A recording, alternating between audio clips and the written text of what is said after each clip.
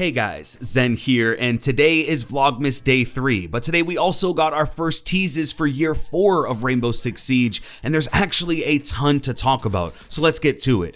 Now, recently a post went up on Reddit that detailed potential operators coming with Year 4. So, this was actually posted by user FGI Jan, which for those of you who don't know, he was the guy that originally leaked both Nomad and Kaid's gadgets a while back. Basically, every time Ubisoft updates the game, they add new files to it that these data miners are able to dig up and look inside. So, the first thing we learn about is a new drone hacking ability. The description reads, drones hacked, possibly a defender who is similar to Dokube's hacking gadget, but able to hack attacker drones. At this point in the game, the only interaction the defenders have with drones is to shoot them. You see a drone and you take it out. So being able to actually take them over and hack them would be an extremely powerful mechanic and yet again, game changing. Now, I think the most basic of ways this could work is exactly like Dokube. Wait until you get an attacker down, they drop their phone, and the defender would then be able to hack their phone and have access to the drone. It could be cam only, where if hacked, you can only see what the drone sees, or it could be possible it goes a step further and allows the defender to take full control of the drone and cruise it around the map. As we all know, when Dokube does hack the cameras, she gets access to the entire network, the cams around the map, Valkyrie's cams, even Maestro's Evil Eye gadget. But I honestly think it'd be way too powerful if the defender could access every attacker drone at once with this gadget. And it's mainly because the drones are all the attackers have. There is no other gadget in the game like a drone for the attackers, and unless Dokube does get a hack, it's all they have for the whole round. Now, another way I see this working is almost like a play on mute. At the start of the round, the defender would set up a device around the map in places drones can get caught by a mute jammer, like at the top of stairs or behind cover, and if a drone enters its proximity, the defender will then have access to the drone. This way, it forces the attackers to be smart about where they're droning when this operator is in the match, and it'll also give this gadget a lot more purpose. You see, Dokube doesn't only hack cams. Actually, that's very much her secondary purpose. Her biggest value is her logic bomb phone call. That's where almost all of her utility comes into play, especially when you're roamer hunting. So I'm thinking it's very unlikely that this defender will be forced to wait for a kill before this gadget means anything. There's gotta be some other factor at play, or at least something else that this operator does that ties into being able to hack drones. Now, the next description is tracks deployed. To be honest, I've been thinking on this all day, and I'm pretty much completely at a loss.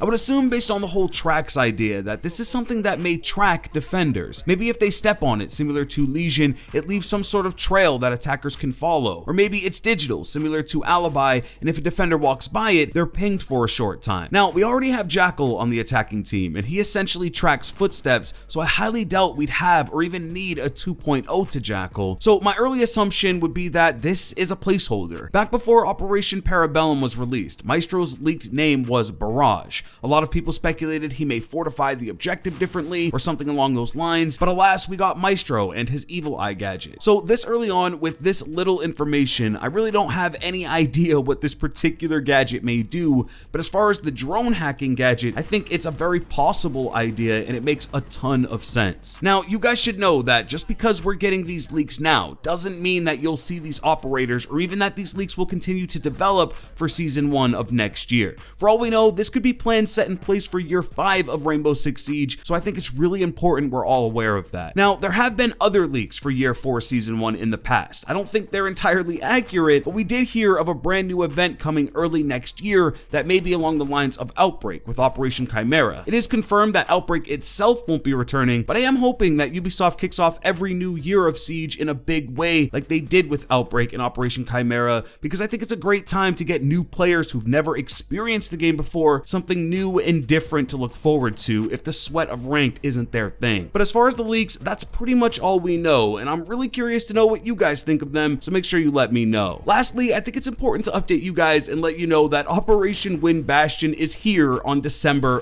4th, which as of the making of this video is today. So season pass holders can play as Kaid and Nomad, while everyone else gets access to all of the latest game updates and of course Fortress. You non-season pass holders get the new operators exactly 7 days from now on the 11th. So yeah, that's basically everything I wanted to discuss for Vlogmas Day 3. But if you're ready for Operation Win Bastion and also Vlogmas Day 4, let me get an LZS in the comment section right now. But if you did enjoy this video, please drop a like and subscribe with notifications if you're new. With that being said, it's been Zen. Hey, I'm out.